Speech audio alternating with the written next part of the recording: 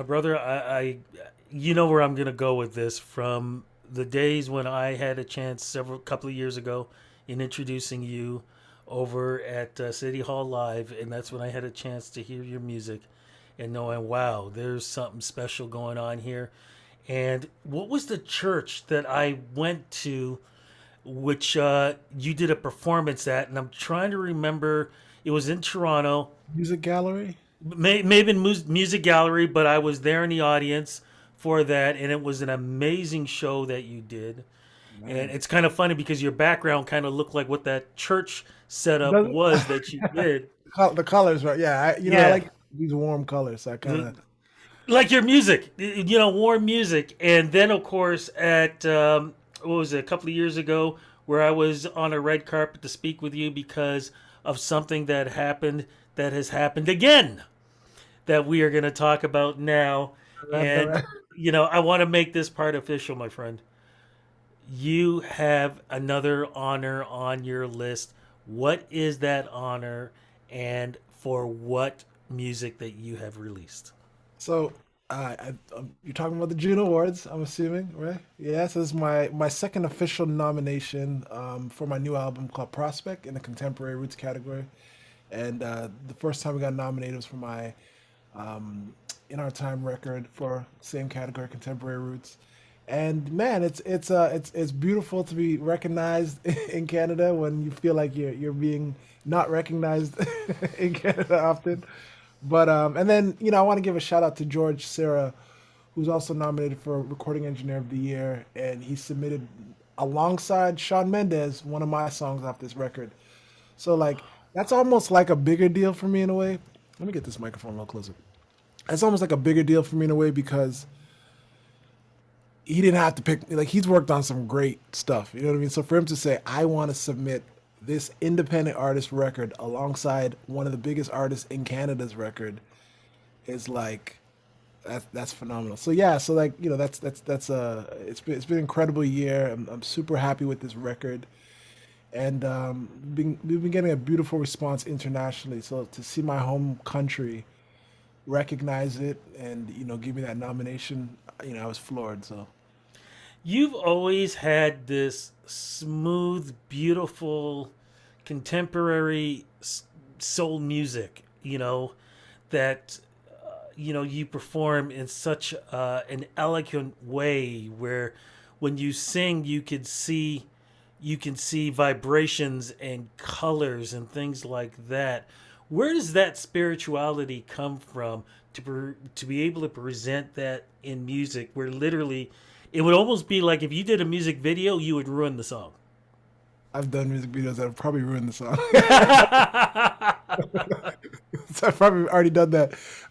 It's funny. I haven't. I'll answer your question, but to go to the music video part, I haven't done any music videos for any of my records until this year. This year I did like four, I think 4 or 5 music videos, right? And finally I directed one. Say It to Me. The first couple I worked with different directors, um, and that's been quite a process. And I've never wanted to do a music video because I never wanted to ruin the song, like you said. You know what I mean? So I don't know if I've ruined the songs this time. I let the audience decide. But we do what we can. But yeah, so I feel like I care about people deeply. Like, you know what I mean? Like to a point of frustration sometimes. Like I just care about people becoming the best they are, being the best person they are, being the most true person, most honest person they can be in this life, right? And I've always had that feeling ever since I was a child. Like just like I want to help people, I want to heal people, I want people to feel better about life, I want people to just reach their ultimate potential. And I didn't grow up from a musical background. You know what I mean? I had no intention of becoming a songwriter, and no intention of becoming a singer. I loved to sing growing up. I was horrible at it, but I loved to do it. I loved to write growing up, you know. And I did get into hip hop a little, and I used to rap and freestyle a lot at school, and I was pretty okay at it. You know what I mean? Right? And so I think for me, it's just that emotional connection to humanity that I've always had for whatever reason. You know what I mean? That makes me dive into those things. The color, like I feel colors, like I feel things like that. Like you know what I mean? I know I wear all black now, but that's a very intentional thing. Like it's because of to me, one of the reasons why I wear all black, and I don't need to talk about this, is because black is like the combination of all colors. You know what I mean? People don't want to say that. In pigmentation, like when you combine all the colors together, you would get black, right? In light, when I don't want to turn this to science class, you take away all the colors, you get black. But in pigment, in the real world, we get black. So I love that concept of just black having every color in it. You know what I mean? So I don't know if that answers your question, but It I does. just I care about people, and I feel like I go deep into those emotions, and that's how we look at life in color. You know what I mean? Like that's how we see everything in color. You know? I'm going to go off topic a little bit. Have you ever Yeah. thought about working with Hawksley Workman or with Chaos? Because I feel like you're in that mode. Because I always said those two are mad scientists when it comes to music, because they create this wonderful smorgasbord of songs and sounds and things like that. And I feel like you're right there with them. I mean, I'm a huge Chaos fan. If it wasn't for Chaos, I gotta say, like I probably wouldn't be doing what I'm doing in terms of just like playing the. I remember seeing Chaos. Lauren Hill came to town. I don't know if you remember this. She came to Ah, town. yes, I do. It wasn't as much music like some summer thing. I don't know what the event was, and Chaos opened for her. And this is one of the first times Lauren came out with just her acoustic guitar. You had Chaos singing Heaven Only Knows," and then you had Lauren Hill singing. Wait a minute, was that the one where Master T was? I think he was retiring from the show. I think it's that one. It was a big. I don't know what the event I specifically. think it was that event. It was a big deal, so it must have been something like that, right? It felt like a end of an era or the beginning of another era, right? And she was the headliner for that. Now, all I remember was Chaos and Lauren Hill. That's all I remember, right? I don't know who else performed that show, and they both went up there with just their acoustic guitars, if I'm correct, right? Yeah. And to a black man and a black woman seeing that. So for Chaos, Exit was like me and my friends, like that. That was like 808 and Heartbreaks before 808 and Heartbreaks. You know what I mean? Meaning like you're just hearing this guy rapping and singing unapologetically, doing rock music, reggae music. It was like such a Canadian moment for me, and I was like, oh, I can do this too, and I could play the guitar, like you know what I mean. So without Chaos, I wouldn't be doing this. You know what I mean? So all shout outs, all credit to him. And then Hawksley, I did a show with Hawksley Workman actually during the pandemic in Peterborough at a Peterborough winery. It's the first time I met him. Cool guy. I opened up for him. Amazing guy. We haven't written any songs together, but it was a great time. But yeah, I wouldn't see like I'm not as smart as those guys when it comes to music. Those guys are like really in my mind. I'm not like I'm a Okay. songwriter, so like I sit back and I can write songs. I can grab my guitar and just write some simple songs. But I think those guys are like real musicians. You know what I mean? I hear music in my dreams all the time, but it's usually like melodic or lyrical stuff. You know what I mean? Where I feel like I could see Chaos hearing a whole orchestration in his brain. You know what I mean? I could see Huxley doing something like that. Where my mind is not a producer's mind; it's like a storyteller's mind, the story and the melody are so close together for me. So that's kind of how I see that, and I respect those guys so much, though. Absolutely. So let's go back to the album. What is this album about? And the question I love to ask is, what is this album about, and how does it represent your career today? Not just the fact that it's nominated for a Juno Award. Man, so I okay. I don't want to tell this story like because it could be a long story. But once upon a time in Canada, I reached out to a Canadian label and I sent them. They asked me to. I went into their office. They said, "Okay, awesome, thank you for coming in. Please send us, your music. Send us an email to this specific person. You probably know this person. You probably know this label. I'm not going to say who it is, because we're a nice, polite country, right?"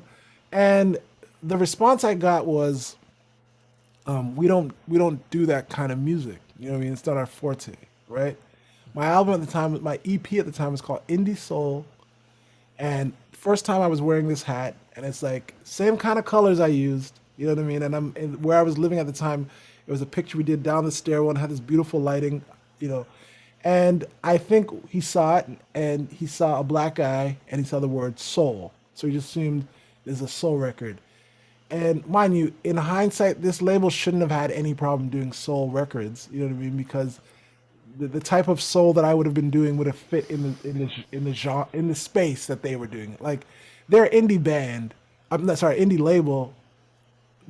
And after that experience, I knew exactly why they did it, and I said to myself, I'm not gonna put my face on this on my record again. You know what I mean? I saw Nile Rodgers at CMW, and I watched a documentary actually. He talked about how Chic wouldn't put their faces on the on the records, and they'd put like models and like supermodels and like very high fashion women on the covers to get a higher budget from the label and to make sure that they're being promoted properly, right? And I thought that was clever. And but little did I know, in my attempt to be clever, I was kind of suppressing a part of myself because I'm not Chic. Chic's a band and they're creating dance club music. I'm an artist that's about heart, about honesty, about genuineness. And I was hiding myself every record, trying to fit into this folk, Americana, indie space. And this is the first time I went into this record with an album that looked like my other album covers. And in the last hour, I said to my wife, I'm putting my face on it. We did some press photos with Caitlin Cronenberg. I said, I'm using these for my album cover. So to go into the album, Prospect is like, I say to my audience, you and I are the prospect, right? It's about choosing yourself and understanding what you have to offer to the world, right? To music, whether it's your family, whether it's humanity, whether it's history, and saying, I am counted in this life, and my impact on this life reverberates for all of forever, right? So the first song on the record is called Prospect, and very rarely do you see people just start their record with their title track. Usually they like bury it in there Yeah, somewhere. yeah. But I decided to start it with it because the first line, I talk about family, I talk about legacy, and I talk about how I never met my grandfather. One of my favorite lines of all time is, never got to meet my grandfather. No one told me where he lays. It's a trip how someone you never knew can be buried in your DNA, right? And that line to me is just like, if we're standing in the middle of forever, let's say, this is heady and deep a little bit, but if you're standing in the middle of forever, behind you to the past is all your ancestors, all your foreparents. And imagine they're like, let's go, Rudy, let's go, we want you to succeed. Let's go. And they're cheering for you from wherever, the ethers, wherever, right? And then in the future is your children, your great great grandchildren, and they're counting on you to succeed. So if you put all that pressure on you in a positive way, we might live life with a little bit more urgency, with a little bit more, I got to give it all, I got to give everything. So Prospect is about that relationship and that connection to the past, the present, and the future, and saying you and I are the prospect. And on a very basic term, it's a basketball term as well. Like the prospect is the guy, I see where the Raptors, I'm a huge Raptors fan. So, right. So the prospect is the one that you're looking at, the one that you're like, he's up next. So there's a little bit of chip on my shoulder saying like, like people are going to recognize me from this record because, I feel like it's that good. So. I think it speaks for a lot of people the way they're feeling these days too. Right. Shows, what's happening with that? Man, so we're playing the Great Hall in Toronto on June 1st. That's my first show back in Toronto in like, I couldn't even tell you. I've lost track of time. Yeah, and that's a great venue too to start off. Yeah, it's great, and it's an exciting show. I'm going to be coming out with a new band, and we've been rehearsing and playing, and it's just like I want to serve this record and honor this record because the way we created it in the studio, it's not a big record in terms of just like there's not a lot of like sonics going on. It's a very sparse record, but it feels full and it feels like like you ever go to like a restaurant and like they put down this plate and it has like very little stuff, but like once you finish it, like oh okay, I feel satisfied. Yes. Like, yeah, you know what I mean. It's like it's very fancy. So this record's not like we didn't create a record for the pop radio, even though we're getting radio international. We made a record that felt like a classic record that you could listen to from beginning to end and understand that this is an artist that's giving you something and he has a message to tell you, it's a story to tell you. So I want to bring that to life live. It came out November 5th, and I didn't get to really tour it because of COVID pandemic. So now finally getting on the road is something, super exciting. It's stressful now because everybody's getting on the road now. You know what I mean? But I'm so looking forward to that, and especially playing in Toronto, and just being like, okay, guys, this is the record, right? So And you never really had the chance to do the celebration um, with the Junos that first time. Because No, correct no. me if I'm wrong, that was the year when we had to cancel. No, well, Nope, that was 2019 or 18. I was on tour. you were on tour. But okay, so you were there then. I couldn't make it, right. I tried. Okay, Yeah, we were like talking about getting like in hindsight, it's the dumbest thing ever.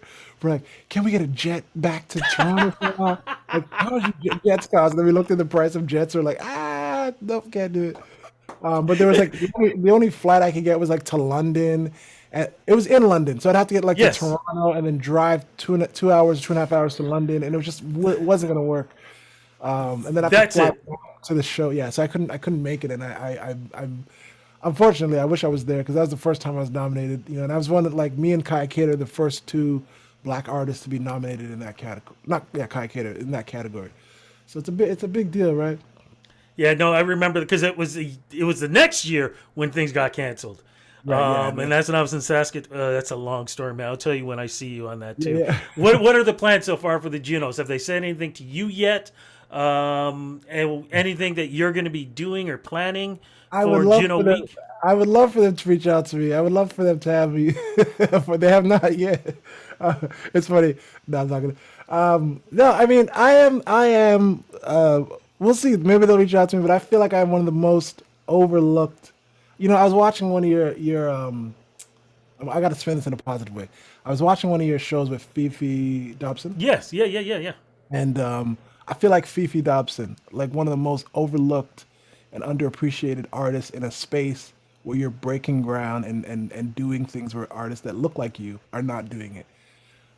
So shout out to Fifi Dobson.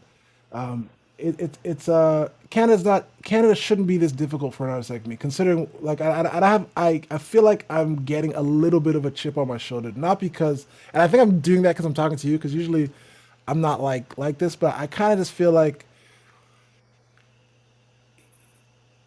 I don't think Canadians like I appreciate the nomination, you know what I mean, and I hope they reach out to me to perform, you know what I mean, but I don't think people really understand like what my wife and I are accomplishing with this record. You know what I mean? Like in Canada, and I don't know if I have to go and knock on everybody's door and say, "Hey guys, like we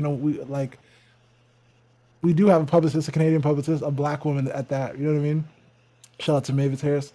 I just feel like to bring back to Fifi Dobson, she's done so much in that space. You know what I mean? Like some people even, this might be controversial, even suggest that Rihanna got a bit of her swag from Fifi Dobson in the early stages, right? Yeah. And I don't think I think like why does she have to do so much to get the respect that she deserves? In my opinion, maybe I'm embellishing, maybe I'm going too far.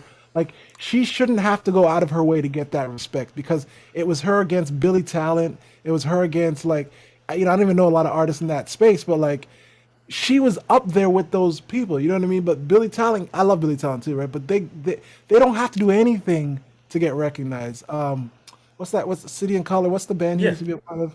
Yeah. City and Color. You're right. But he was in a band called something Alexis on Fire. Alexis on fire. Yeah. They don't got to do anything to get into the Canadian Hall of Fame. You know what I mean? They don't got to do. They'll be. We just know they'll be there. You know what I mean? I do think Fifi Dobson should be there, but do we Absolutely.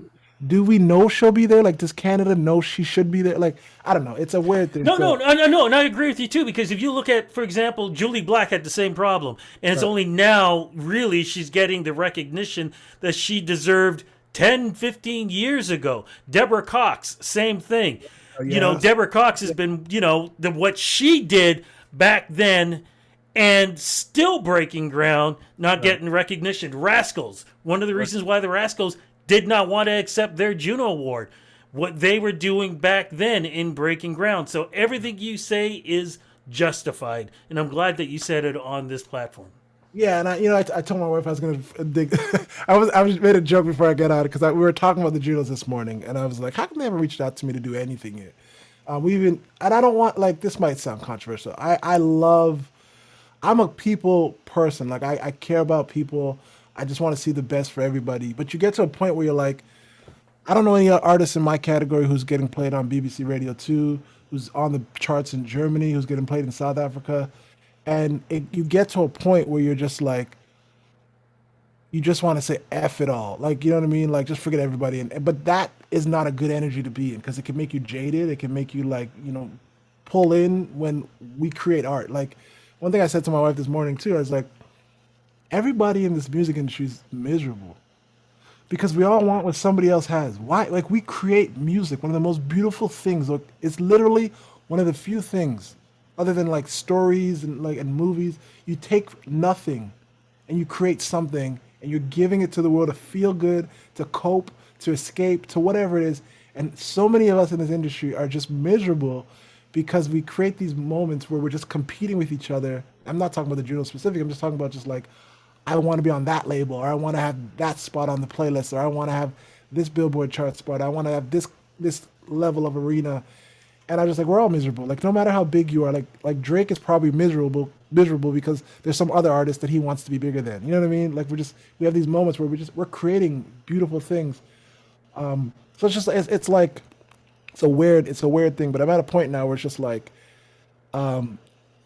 I don't know what's gonna happen, but I feel like I got to make some changes. Like I don't know if I got to leave Canada like officially, just like get up and get out of Ah, here. no, no, no, no, no, no, no, no, no, no, no, no. Please don't leave. But I could understand why Why do you you say don't would. leave? Well, because we need you.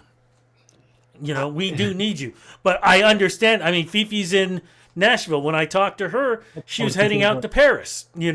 So I absolutely understand when an artist has to leave. And a lot of time, I mean, Deborah Cox went to Florida. Right. So I get it. But at the same time, I would love to see you stay and do what you do beautifully. But if you got to go, go because I don't want to say it's going to be our loss, but we're going to gain when you come back because they're going to be begging for you. A lot of times, and you know this too, a lot of artists end up having to leave to be big, and then suddenly we start, Right. grabbing our own. So you do what you need to do. But in the meantime, you damn well have a good time at the Junos, my brother, because Yeah, yeah. I'm you not gonna not deserve go to this. school. You I don't. deserve It's funny, like because it's my it's a second free time. meal too. Yeah, right. Hopefully they have some vegan options. Um, yeah, and I don't want to sound negative, like because it's easy to sound negative, but I bring it up just because this year I've become very aware of how aloof some people are. Yeah. You know what I mean? And I don't want to. It's not. I don't think it's a It is a racial thing, but I don't think it is only a racial thing. I think it's about people only going to what they know and who they know, and it's like, hey, we need someone for this. Who do you know? As opposed to let's do some research and saying who's the person that's making like doing something innovative in the space, breaking ground. Like we don't. I keep using the word breaking ground, but like who is pushing the boundaries on these things? Like so I don't want to be the guy who like, oh, I didn't get, because once you join the club, like let's say I win a Juno, right? You become silent because okay, that feeling that you of angst or like I didn't get accepted becomes appeased. So you stop protesting or you stop feeling like, I don't think I'll ever will because I always like one of the greatest bands in music, the Dares, right? Like, I think I talk about Dares like I go on a Dare rant once a month because of how iconic, especially Gang of Losers album is, right? That album, I don't know if you're familiar with that album, but it's like it's one of the best like indie rock albums, period. Not even like Canadian, just period, right? And they don't get nearly the respect they deserve. That guy's voice, shoot, what's his name again? It's my brain just skipping right now, but I know his name very very perfectly. The first time I ever saw him was on a show called Zed TV on CBC, and I was like, just stopped my track, like who? Why is his Lightburn, Murray A. Lightburn, right? Yes. And just phenomenal voice. And if Murray was in any other country, he would be a superstar with a mansion. Like I don't know what his lifestyle is like. I'm not so maybe he is a superstar with a mansion already, but I just feel like, and it's not a shot to Dallas Green. I think he's a super talented guy, but it's like the uniqueness of Murray. is unparalleled anyway. You could take that guy in any setting. I've heard Dallas Queens before. I've heard a lot of Dallas Queens before. No disrespect to Dallas, and then maybe I'm gonna get myself in trouble and blackball for saying this stuff. Ah, But Murray, so like when I see stuff like that, I get so frustrated because like, do you know how talented this guy is? Like, do you know how good this guy's voice is? And the only reason why is because he's in Canada, and they're just like, we don't get it. It's a black guy doing indie rock, and not to say they didn't like it when it was happening, but it's like the parade around it that we see with some of these other bands, you know, City and Color, Arkells, um, Alexis on Fire, Billy Talent, and I think all these guys are good. So I'm not saying that I don't like their music, but it's like, why aren't the Dares in that conversation? well, Why aren't the yeah, Dares opening up at the Junos every year like the Arkells? because Right? I can tell you straight up, all those artists that you mentioned would say the exact same thing that you said too. So you know as well as I do, it's the people higher up who have that one track mind vision. Some of them are changing, but we Right. need more changes. And you speaking up the way you have, I think that's where those changes are gonna Nobody help. listens. Nobody cares about me. Oh, I'm please, they care. They care. Look, my they don't brother, care. they care. Look, I'm going to see you at the Juno Awards. We're Yeah, going to have a great I want to bring my conversation. family and everything. Yeah. I'm looking so forward to it. I want to say congratulations, but more importantly, thank you so much for letting me be part of this journey No, because I appreciate like you, bro. you give me goosebumps, man, and I cannot wait to see what's going to happen in the future with you too.